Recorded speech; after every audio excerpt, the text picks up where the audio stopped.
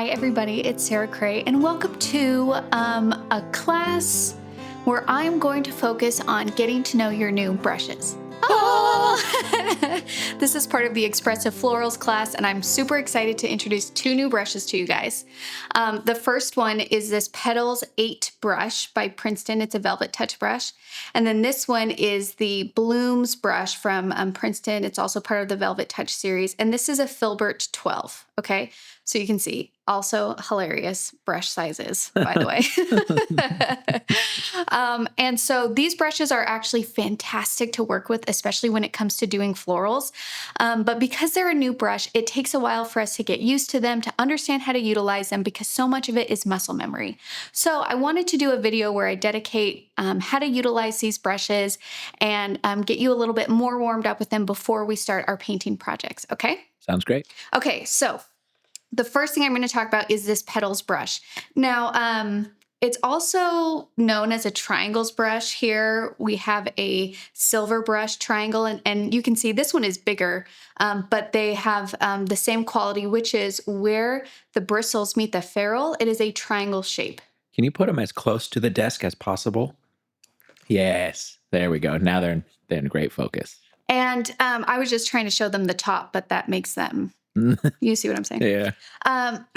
Now, I saw a couple questions that are like, how is this different from a dagger's brush? So this is a dagger. A dagger has a very strong angle, just like this triangle brush. The difference, though, is if you look at where the bristles meet the ferrule, it is flat. Okay? Okay. This, it's more like a wedge. There's a thickness there. And that thickness allows for a thicker stroke, which to me makes it a little bit easier to get that thin to thick line. All right. Some people really love daggers when it comes to doing leaves. I do too. I do like a smaller dagger better though. If you've painted with me for a while, I've used a 1/4-inch dagger, which is this little guy, which I don't have up here with me, but it's just this, but much smaller, and it's great for detail work and that kind of stuff. I love it very much. And then I started playing with these triangle or petals brushes, and I was just like, oh, hello. So let's practice playing with them a bit, okay? So here I have some sketchbook paper. You can use scratch paper, you can use scrap paper, you can use whatever you have. It doesn't really matter. You can use the back of other scrap paper. And I utilize this petal brush multiple ways. I use it for detail lines, I use it for leaves, I use it for branches, and you can use it for petals itself. I mostly use it for leaves, but again, you're the artist, so you can decide what feels best for you. When I go to use it, you're gonna have the edge where it is long. That's where the longest bristle is, and that's right at the top. If I flip it over, it has the angle. You see that? Where it was cut. I like to paint with the angle facing towards the paper. However, you have every right to shift from what I am doing, because it's truly a trial and error and what feels better for you, your hold, and your how you like to move your hand when you paint. So if I were to, let me do that first. No, let's put it on the bottom. So if I'm doing long, thin lines, I'm going to do the angled side down, and I'm just going to do light pressure right on the tip. And look how thin I can go. So this is great. I'll use this for like stamens. You could do this for detail lines.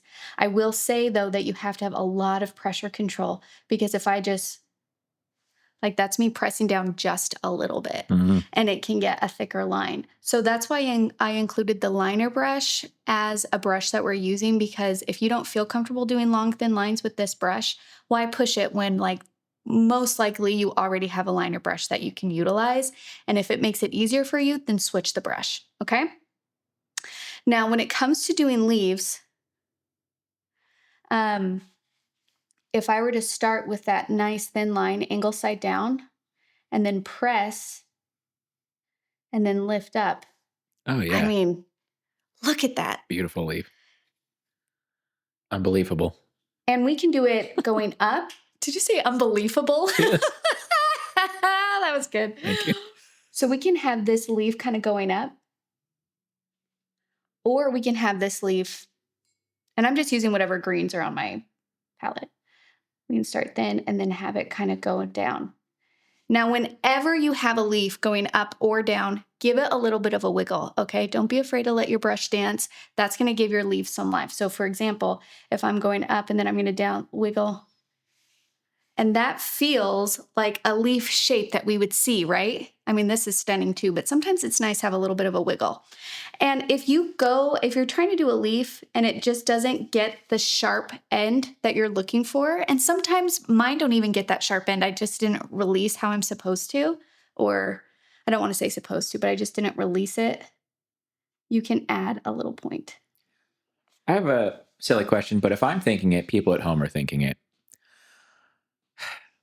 Like the benefit of this over just like painting leaves with a round or something. Is it just where it leaves puddles of paint? Is it just that you can get sharp points? What? No, that's a great question, Michael. So if I have a round 6, which is, I love a round 6. Yeah. I mean, I literally use it every painting. This is me trying to mimic this brush. I mean, this leaf using round 6. It's not bad, but do you see how thin and how thick I can get in a single stroke? It just makes it a little bit easier to get those delicate leaves. Now with rounds, the other thing that people can do is they just do it in 2 strokes, right? So they do one side and then they do the other, and then you can get a point.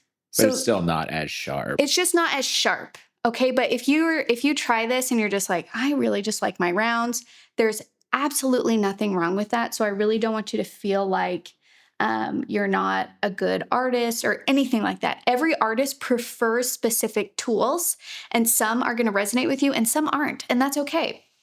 Now, when it comes to doing leaves the opposite side, because I always like, it's easy for me to do leaves going to the right. It's harder for me to do leaves going to the left.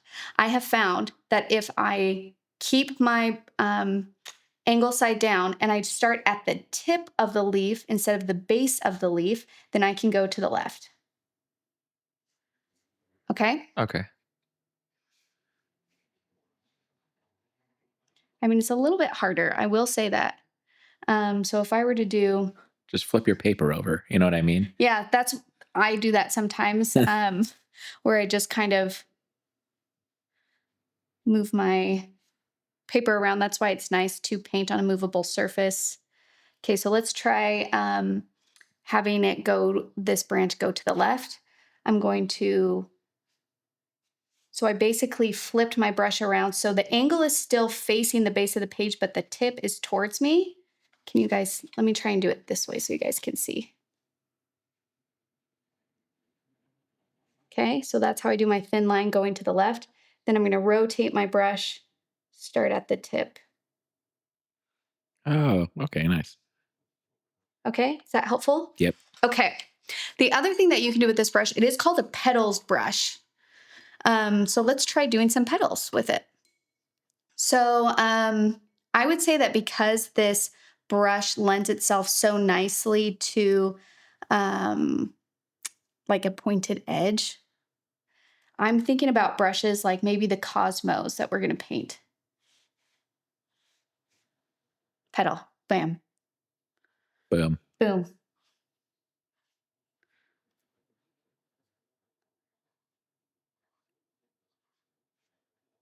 Like, that's stunning. Look at that. And again, and Michael asks simple questions. I know you kind of said it, but the benefit of this over a dagger is that you can get a fatter belly when you push. Yes. And I feel like when it comes to daggers, let's try it with the dagger. Okay. With daggers, because they're let's just try it. So you can get a nice thick, but for me, it's harder to control the in and the out. Okay. Yeah, there's a lot more like bristle to get messed up, I guess. I mean, this is a larger brush too, so that has something to do with it. But when we use this brush for the watercolor workshop and the students were just able to play with it, I could tell that they were like, oh, yes. They're like, I can paint leaves all day with this brush.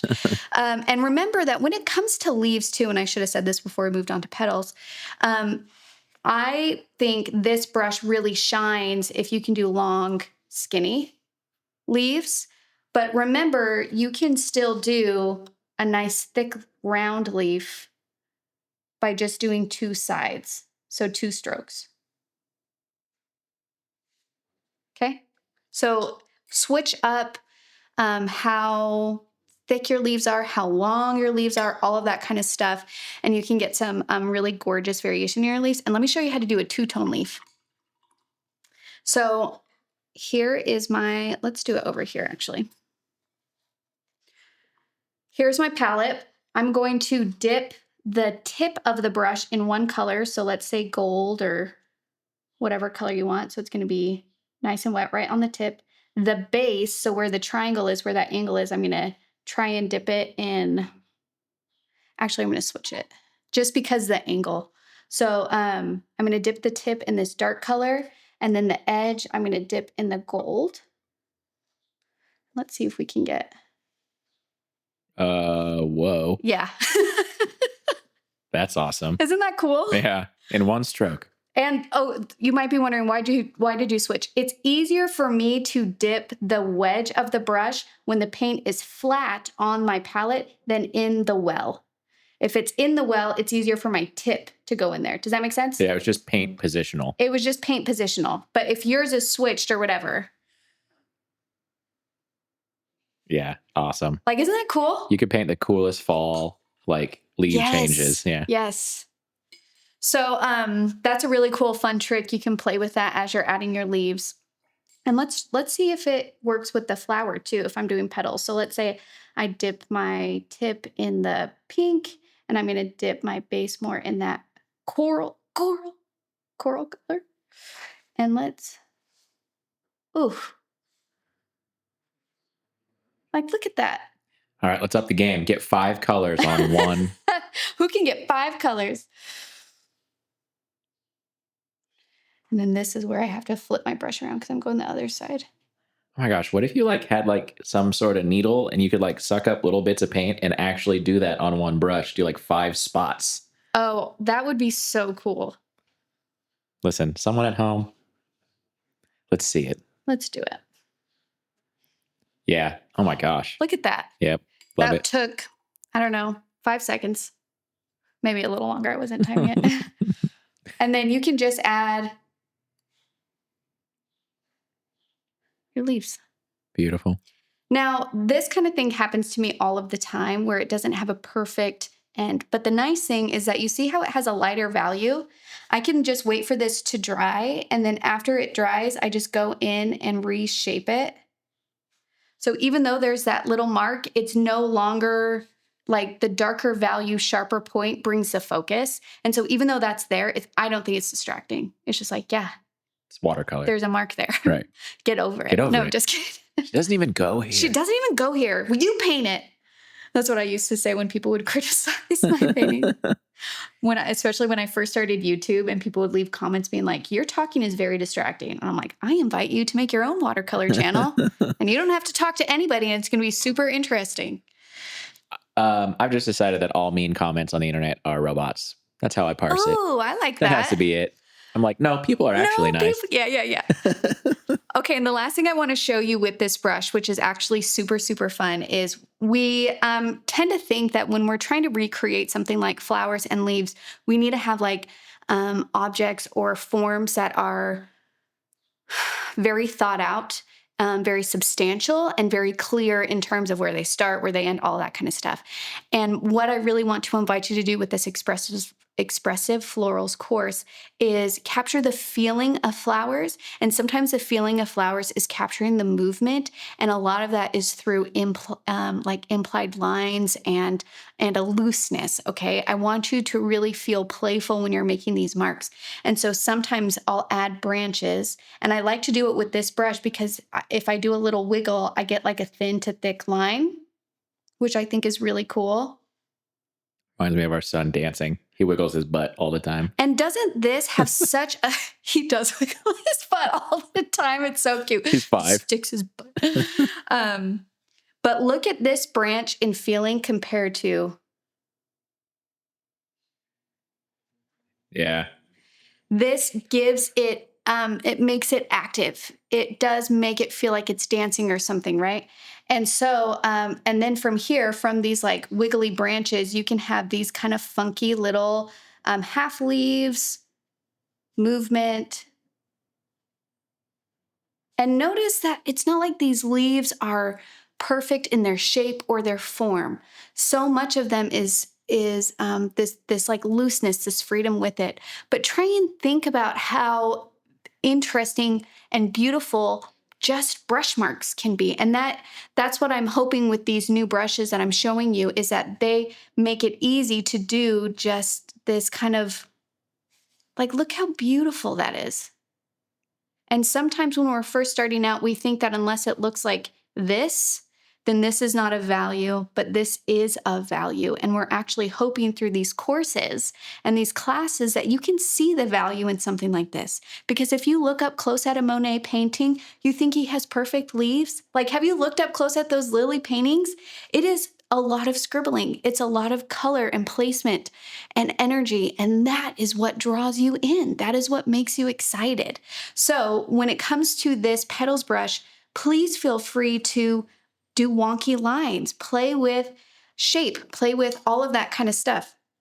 Now, the very last thing I'm going to show you is how I like to do centers with it. And we'll do this more in like the peonies, but I'll just pick up yellow. And then you can just do little stamen.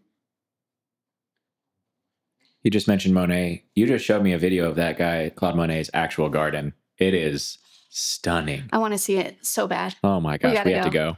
Yeah. Trip to France. Oh no, we got to go to France. Oh no. It's a work trip. So when you're doing centers, again, I am having the angle side down. I'm trying to think if there's a time where I ever have the angle side up. I just flipped my brush over to play with it. You can do the angle side up. So try it. If that feels good to you, try it. For me personally, I feel like I have a bit more control over the thinness of the line when I do angle side down, but that's just me.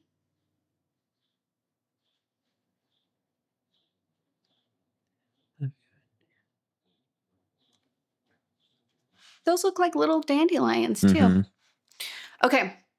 Also, why is this my favorite part of the entire paper? Like, that's so beautiful. Because it reminds beautiful. Me of Arlo, because I mentioned that it's Arlo's dancing. Yes. And like if you wanted to add like delphinium, which is like a blue kind of flower that kind of trumpets out, it has like a sharper edge petals, then like this brush would work nice with that. You see that? Mm-hmm. So just kind of think about your petal shapes. Sharper petal shapes, your petals brush is going to work great. And now we're going to talk about our blooms brush, okay? Let me just dry this so it doesn't smear. While you're drying it, I got a fun fact for the community. If you're a longtime llama, you know this, but true blue flowers are the rarest flower color. There's a lot of purple flowers. There's lots of purple shade flowers, but like a true blue flower is a very hard pigment for a plant to make. Interesting. Yeah. Okay. It's Blue Flower Appreciation Post Day. Love it. I don't know. I made it up. It's perfect. All right. Now, we have this Blooms brush. I did some research about why there is such a long handle, because I love this brush, but the long handle kind of trips me up a little bit because one, it doesn't fit with my other brushes. And so then I just thought, oh no, I have to get more big brushes. And now I have my own little section on the sugar thing that holds my tall brushes, and they match and they have friends. Just giving that to you if you need more reasons to buy new brushes. So your brushes have friends. So your brushes have friends and they're not lonely. You're laughing, but I know that there are people listening to this. They're like, yes, exactly. I'm laughing so I don't cry. I've seen your sugar brush holder thing. Everybody has seen the amount of brushes that I have. It's ridiculous. Okay. So the Velvetouch series is like a mixed media series. That means you can use this for watercolor, acrylic, oil, like any type of paint medium. The Velvetouch series you can use for that. That's why they're a little bit more like not as expensive as the Heritage series, because the Heritage series are strictly watercolor. Usually watercolor brushes are more expensive than like acrylic brushes, because acrylic brushes, the paint is like, there's like a plastic element that comes with paint. So you're not going for super expensive brushes because they get ruined. Like they get chewed up. They just get chewed up. Where watercolor brushes can last 20 years if you take care of them, you know what I mean? And you want to be really delicate with them. So anyways, that's why there's a price difference between the two. Also, because this is a mixed media brushes, acrylic and oil paintbrushes usually have a longer handle. And the benefit of the longer handle is you're usually painting at a canvas. And so if you were to step away from the canvas and paint, you can see the canvas better and still paint on it because you're allowed to, be a foot away from your painting. Whereas with watercolor, you can be about 6 inches. And so it just helps you see things better. If you like to paint while standing, like I do, so I have a tall standing desk in my studio and I always paint standing, you can paint using a little bit further away as well. Sitting, it's a little bit trickier, I will admit. The benefit, besides using a long handle and being further away from your canvas, is when you hold your brush using the end of your handle, it's easier to get a looser stroke. When you hold it, I call it choking your brush. When you choke your brush, I feel like I have more control. And so a lot of times you're going to see me choking my brush because I am in this. But if I wanted to paint loose and teach myself to paint loose and practice that, I'm going to move my hand up towards the top of the handle, and it allows for a easier wrist movement and full arm movement so you can paint looser. Okay? All right. Michael, you were supposed to say okay. Okay. Thank you. I shook my head. They can't see that. It's implied. Okay. So, I love the filbert brush. You can see here that it's flat where it meets the ferrule and it has a square edge. And then towards the top, it tapers off to a rounded shape. The benefit of that is it creates these rounded, really soft, gentle marks, which really lend itself to botanicals, florals, leaves, all of that kind of stuff. So what I want you to practice is playing with this brush, holding it in different angles. So one angle you can hold it is it's facing flat down, just like this. Now you can see that because it's pretty even in thickness, you're not going to get a thin to thick line as you will like with the petals brush or a round brush, okay? So I don't want you to feel frustrated. But if you want to do a petal that goes from thick to thin, that's kind of bigger, you can just do a few strokes like that. And now you have a petal that has a more rounded top and kind of goes more towards the end, okay? The real beauty here too is holding it on its side. So if I were to hold my brush and paint on the edge here, I press down firmly, that's gonna give me a thicker mark. And then as I lift up, I'm gonna get a narrow mark. And that's how you can get these really gorgeous petal shapes. Okay, now do that same thing going the opposite way so you can practice. And sometimes I twist my brush to help me get that thin to thick. And you can see there is going to be a difference. Going angled this way, I have much better control. You can see how narrow that tip is. And it's just because how I'm holding my brush, it lends itself to that way. If you're left-handed, it might be opposite for you. So just kind of play with it, see what works.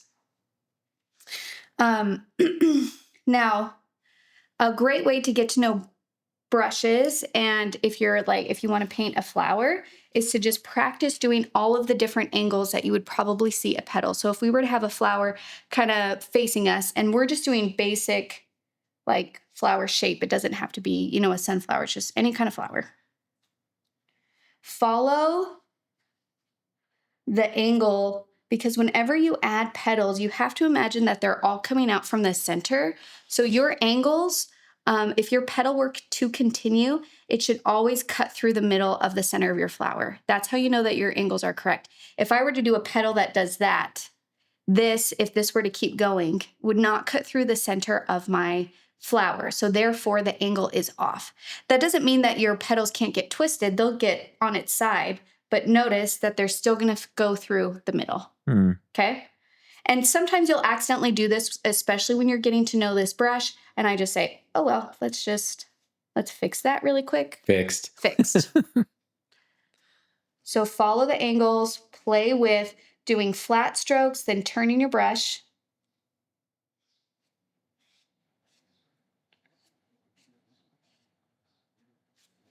Look at that. It's beautiful. Perfect. And then this is my true love with this brush. If you let your brush get a little bit dry, so I picked up paint and then I hit it on my paper towel. And then when I go to do a petal, the bristles themselves are going to create this gorgeous texture. Do you see that? Yeah. It looks like detail lines in a petal.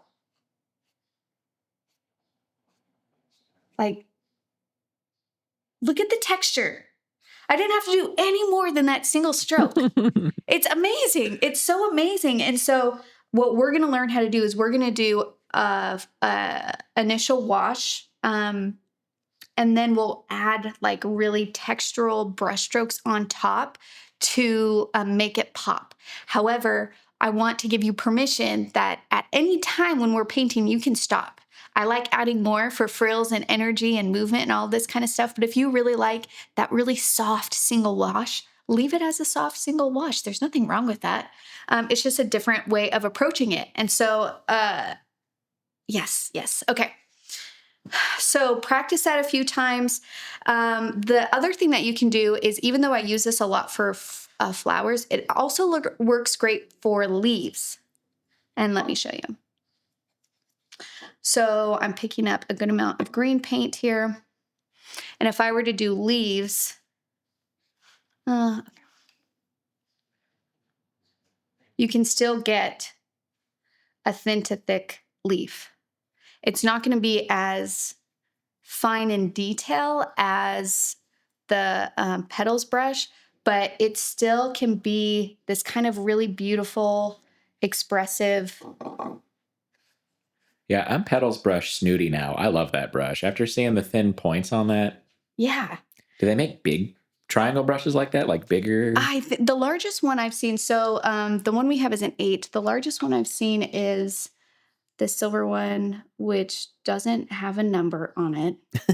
It's a 8+. Okay, this is what I found for brushes, is they're so similar to women's jeans, where I'm like, why do we do this? Like, none of the sizes matches up between brands. Yeah. You can never know until you try it on or see it in person, because online images don't compare between the two. So you think you're ordering like the brush you're ordering, then you get it. It's like half the size. And you're like, what the heck? Like, I ordered a Filbert 8.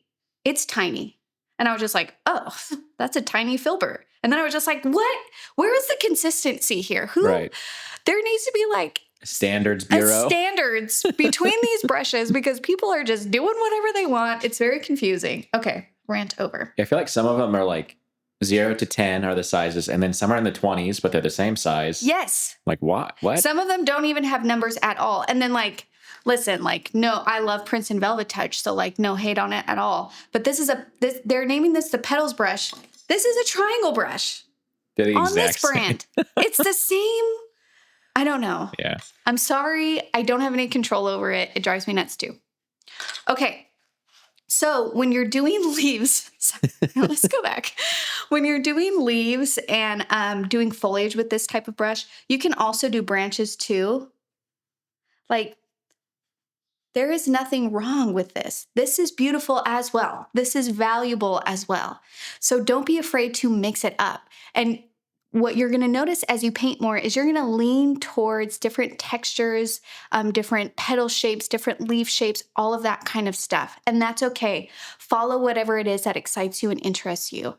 So if you're looking at this and you're like, oh, like this is really fun, actually. I love how kind of soft. Like, look how this feels so gentle to me in terms of leaf shape, right? This all of a sudden starts to feel really dramatic, like almost aggressive because of how sharp it is. You know what I'm saying? Aggressive flowers. Aggressive flowers, you know? But you know what I'm saying? That's our next course. They just have tattoos that say mom. Mom. They're bikers. Mom never loved me. Okay. So, and then I just want to show you, let's do it. Let's try some leaves if I were to hold my brush on its tip here near the handle. So it's much harder to control, but this is a great way to practice being really loose and gestural with your movements. And gestural means that you're capturing the line of something. So, Michael, make sure that it's on. This is going to be weird, but follow me here. If I were to do this, this is a gesture, right? And you can see the lines because I'm being like there's very clear angles and lines that my arms and my body are doing. So when we learn gesture drawing in art school, basically we took turns in the class and each person had to strike like a really expressive pose like this. And then we had to do the quick drawing of it. And what that is teaching you is to recognize the angles and the ratios quickly. And when you have something that's super gestural, it creates a feeling. It's almost like an exclamation point in paint form. Does that make sense? Mm-hmm. So if you want to practice painting gesturally, capturing things gesturally, allowing yourself to be loose is a great way to practice that. All right, let's do a fun little painting because sometimes it's nice just to finish with something.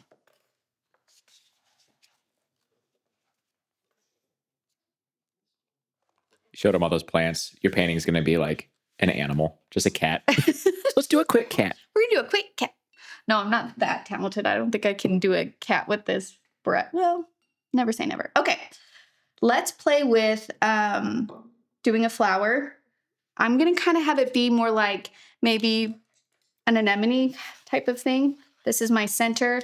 And you don't have to draw the center. Usually I don't draw the center because I can envision a circle on my paper that I'm working around that's invisible. That's really tricky for some people. So if you need to have a reference, have a reference. I'm going to take coral and pink and a little bit of burnt orange. It's going to create this really gorgeous red. And I'm just going to paint petals. And I'm not going all the way to the center because, again, the anemones have kind of a white area between the red and their center. And remember, the petals just need to pretend like it's going to continue through. So if I were to continue this line, will it go through the center?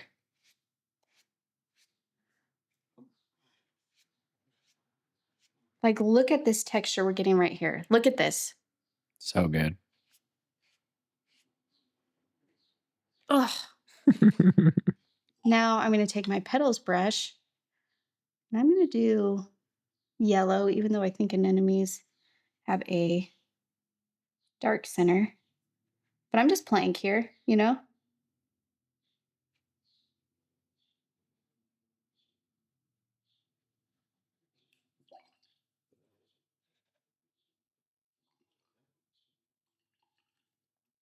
And then I'm like, okay, that was really fun and beautiful. I kind of want this to feel fuller. I want this to feel a little bit like bushier. So we'll just have the petals touch.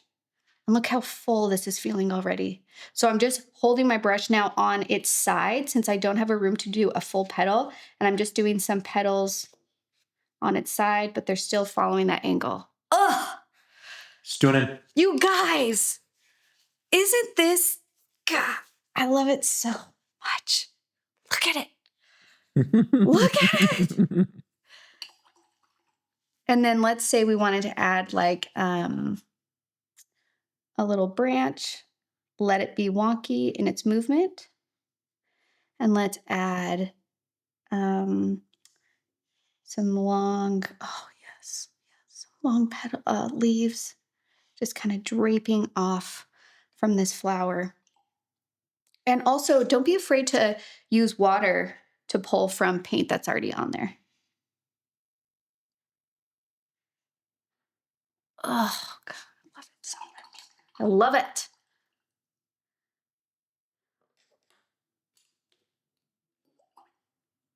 And you can do, I'm going to use, I love the combination right now of like cobalt blue and red. It's just like, makes me so happy. It just is so bright, floral. The pinks and the blues and the reds and the yellows. I'm here for it.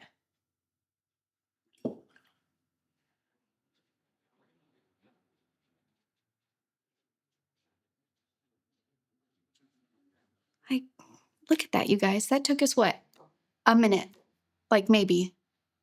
And then at any point, you can go in And if you want to do like detail lines, you can use your liner. You can use your petals brush. And this, by the way, this texture here by itself is so beautiful that if you don't want to do anything to it, you don't have to. You can just leave it just like this. If you're like me though, and sometimes you like just to kind of tighten things up, is you can do some detail lines that kind of come in like this. Maybe there's a little bit of a fold or a crease between petals.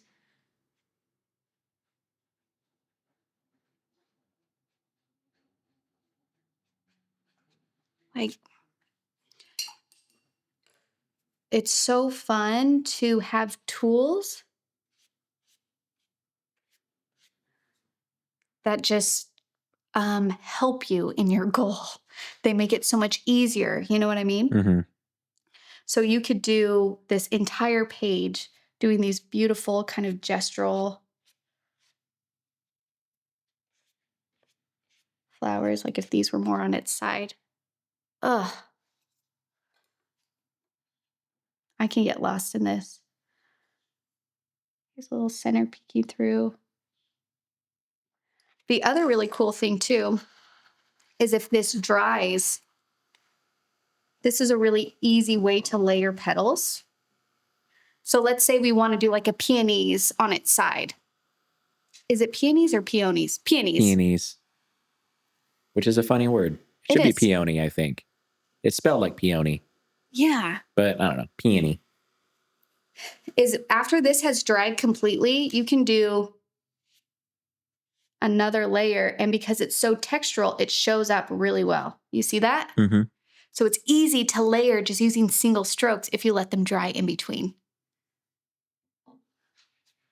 Okay, I need to move on. But anyways, so beautiful, so fun. You can do this with Cosmo. You can use this brush for many different types of flowers. So don't limit yourself to what we're utilizing just in this project. Be playful, be curious, explore, try your favorite flower, see what happens. You know what I mean? Like, let's just see where it can go. And you're going to discover some really exciting things and have a lot of fun in the process. I want to add one more leaf. Maybe a little guy coming up this way. Oh, yeah.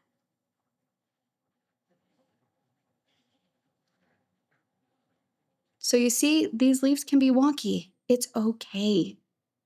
It's more about the feel, the line, the movement of it. Okay. Can I show them one more thing? Sure. Okay. So what you're going to discover when it comes to painting the projects is that we can paint on background. So a couple of the projects, I show you guys how to do a background, how to paint on top of that. However, you can paint on paper that is already a color. So for example, this is a gorgeous piece of handmade paper that I got in a mill in France when I went out there. I love the color of it. It's so beautiful. And we might be like, well, how do we paint on paper like this? Brushes where you can do single stroke movements are beautiful for painting on non-watercolor paper surfaces because you don't have a lot, you're not doing lots of layers. We're really just doing a single layer of paint, and that makes it so it won't degrade or ruin the paper. So if you have a toned paper or if you make your own toned paper, you can then use your Blooms brush to create a really stunning like white flower or any color you want on there. Okay, so I'm just gonna paint. I have no idea what I'm doing, but this way you can see through my process about how to approach this and all of that kind of stuff, okay? Okay, Michael? Okay. So I'm taking bleed proof white because I think that's going to pop really beautifully on this paper. I'm going to do a big flower here and here and here. It's good to start with your biggest components first. It removes so much of the paper, and it's also the bones at which you start things from. I'm going to have a flower angled to the right here.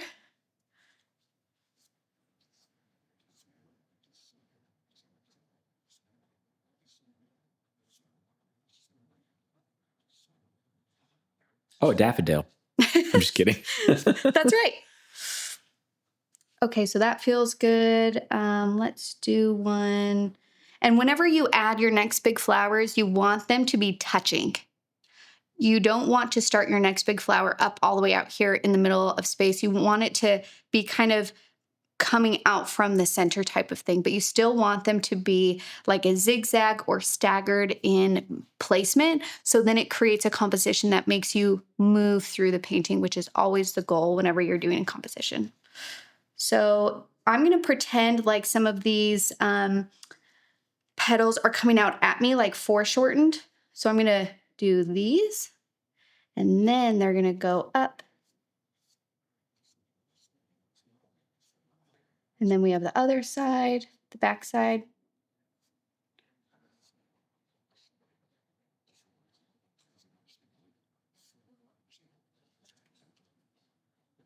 Okay.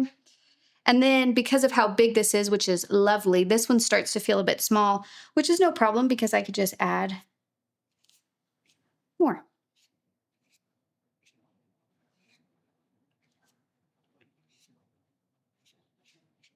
Oh yeah, look at how big she is now. Beautiful. Let's maybe do,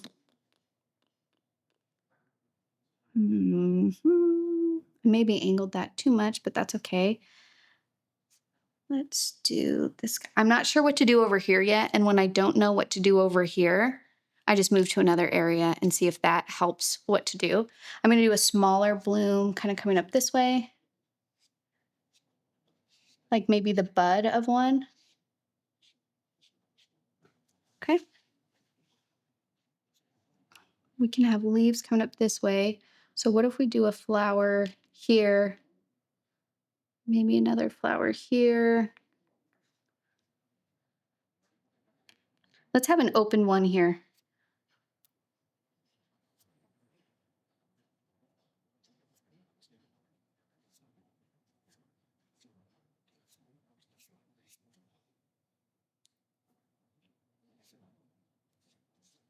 And don't be afraid to turn your brush on its side because you can get some really lovely textures that way.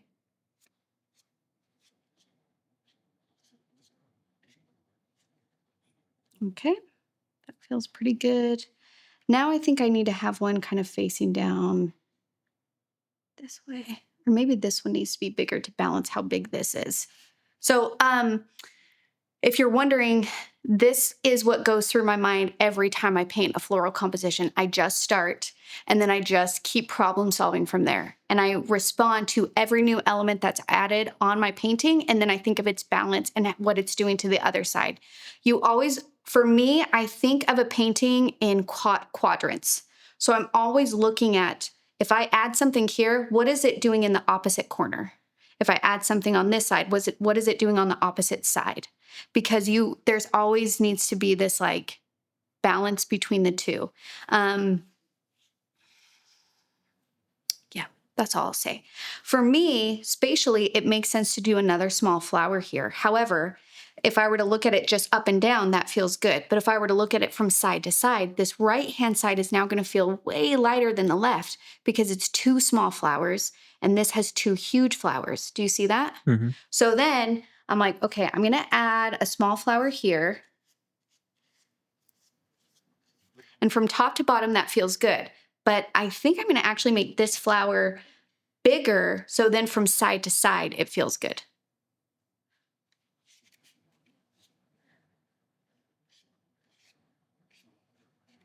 Yep. Beautiful. You see that? Mm-hmm. And then if you want to use your blooms brush, you can. I'm going to switch to my petals because god dang, I love a good thin leaf. You know what I mean? Like really droopy. So in these areas where like I have these little gaps here, I start to think about, do I want to add more layers to this petal to fill that up? Do I want to add leaves? What about filler flower? And so these gaps that kind of started to happen in my composition, I'm going to start to fill in. I like to do my leaves first. Let's do a couple leaves. And I love really droopy leaves. I'm going to switch to a more gold color as well. And then, so I put something on this side. Now I got to look over here. It makes sense for me to do one here. and then probably maybe a little over here. So let's go.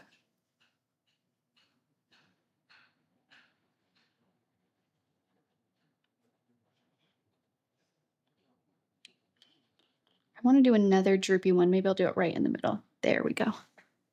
Yes. Let's do another one here.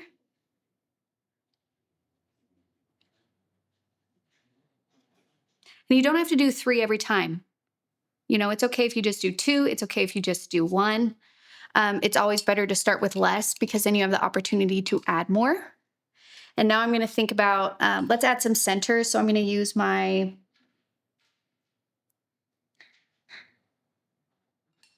Petals brush. It was so cute. And I hope Kara doesn't mind that I'm sharing this story, but Kara was someone who's so amazing. And she came to the watercolor retreat and they were getting their brushes out. And I'm like, okay, now take your petals brush. And she's like, okay, which one is the petals brush? And I was like, the one that says petals on it. And then she just started laughing. She's like, oh, sorry.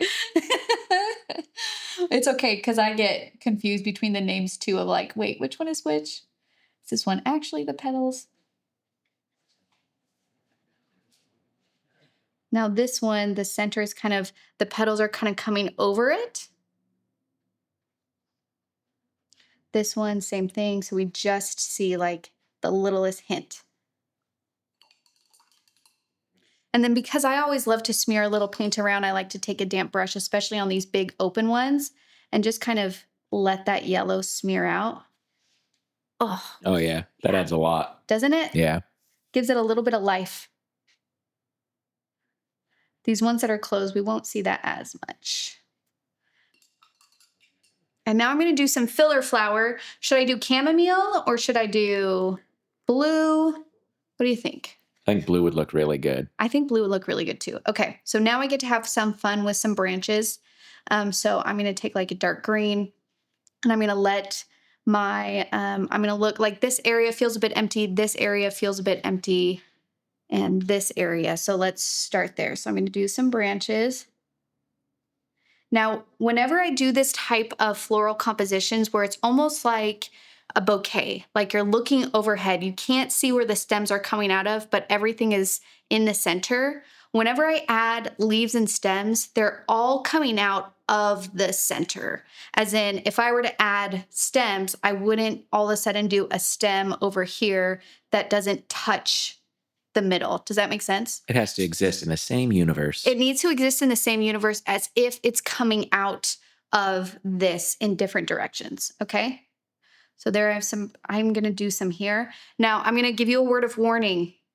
The top and the bottoms are really tricky to do because our brain likes to do straight lines right down out of the bottom. Never do that because if you do a straight line down out of the bottom, it's going to create a really strong split in your composition that's going to make it feel like really off balance. So whenever I add leaves, flowers, foliage to my bottom or my top, I always have it either lean to the left or lean to the right. This one, because there's a flower that's lower on the right-hand side, I'm going to have it lean to the left.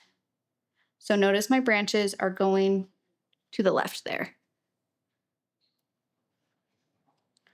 Let's do some branches here. And it's okay if they overlap.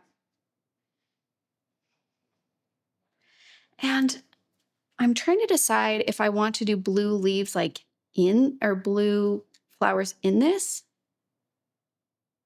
Yeah. Why not? Okay, let's see.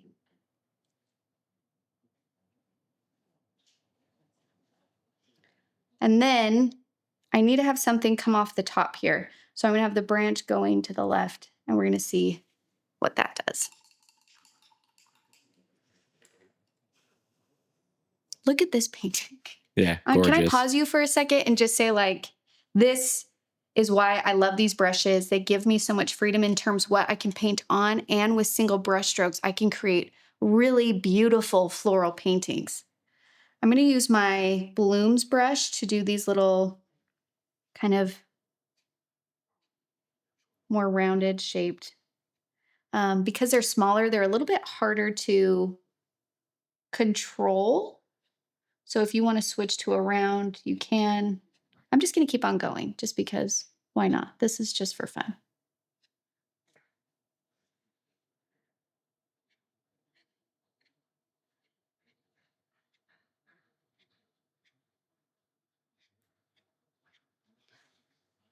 Ooh, I do like that blue in there. Good call, Michael. Thank you. I've watched a lot of tutorials. Yeah, I wasn't going to do it. I was too scared. We should add that to the oath. Fear not. Fear not. Yes.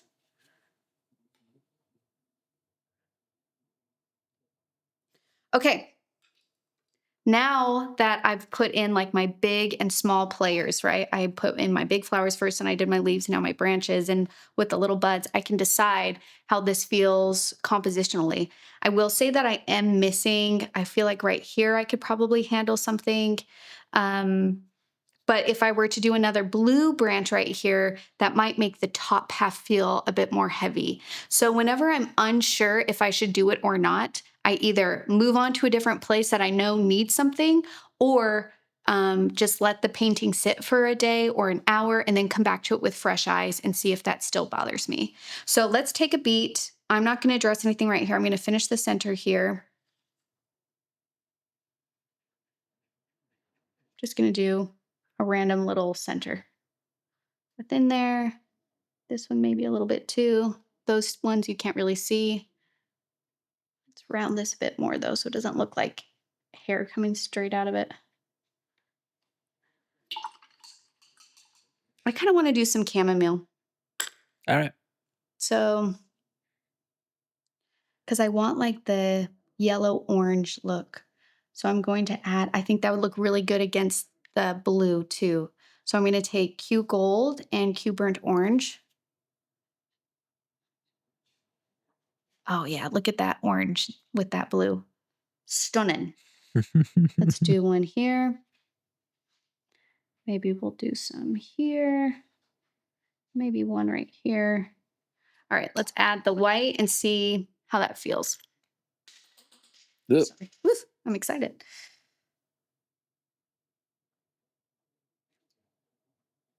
And depending on the order that you guys watch these videos, you might be watching this one first. Don't worry, I go over how to do all of these things that I just did on this paper. So don't stress if you're like, wait, how do I do chamomile? What is chamomile? This is me just showing you how I approach a loose composition, a new painting, and paint on an already like not white surface.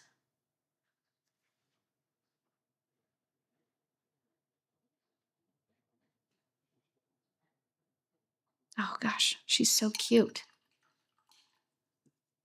And then I'm going to use my petals brush. I'm going to go with a dark blue. So I'm going to take some phthalo and mix it with my undergreen. I also have indigo. And let's add the stems, and we can be playful with the leaves too. And look how much energy that brings.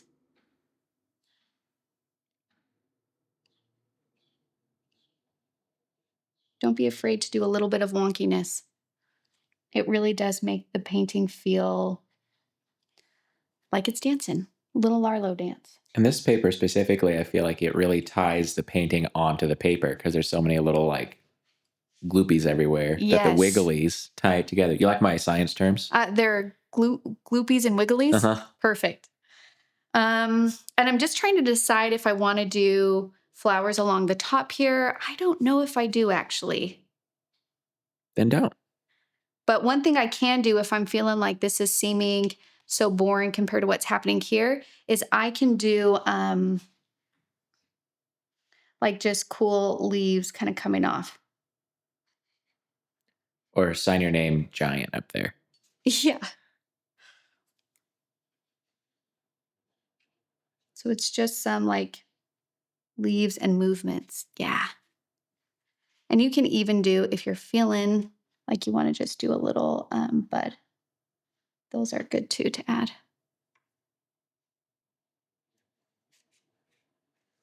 And that's it. Perfect. I mean, and look at this natural edge on this paper. Like you can just put this in a floating frame so people can see this gorgeous edge. It's beautiful. And remember, you can do more layers. So let's say this little space is bothering you, which it's not really bothering me, but it might be bothering you. You can just do another little petal there. Like you can keep adding if you need to reshape or change the shape of some of your flowers, all of that kind of stuff.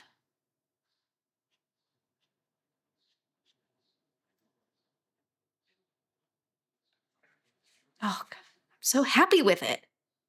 It's gorgeous. I'm happy you did the chamomile. Me too. Didn't that add a little bit? Yeah. So the benefit of having filler flowers like this is it's an opportunity for you to balance your composition and also introduce the main colors to the edge of your painting. Because sometimes if we're doing like big flowers and then we just do leaves along the edge, then color-wise, all of our bright colors is right in the middle. So then it's just like, how can I lead the viewer's eye to go outside a little bit more than just stay right in the middle? Making smaller buds or doing filler flowers in another color or that same color kind of lets them talk to each other. So then it's easier for the viewer's eye to go, oh, there's white over here. There's white here. Oh, there's white back here. Oh, and then there's white. And then the blue, blue, blue, blue, blue, blue, blue. See how it's making my eyes zigzag through? Mm-hmm. Zig, zag, zig, zag, zig, zag. Zig, yes, that's what we want. We want all of these elements talking to each other, leading the eye back and forth, up and down. Okay? And I just need to add a dark blue here because it's bothering me. Okay, there we go. I'm dang proud of that painting. It's beautiful. Especially because, if you guys don't know this, how would you know it? But it's really hard to paint on camera and teach simultaneously without a guide because it's like we're trying to write and edit at the same time. You know what I mean? Mm-hmm. So the fact that I was able to do this without preparing, I'm like, good job, Sarah. Okay. Anyways, I hope you had so much fun doing that. I had a blast. I hope you feel more comfortable with your Petals and Blooms brushes. I hope you can see how they can be utilized depending on what you want your painting to feel like.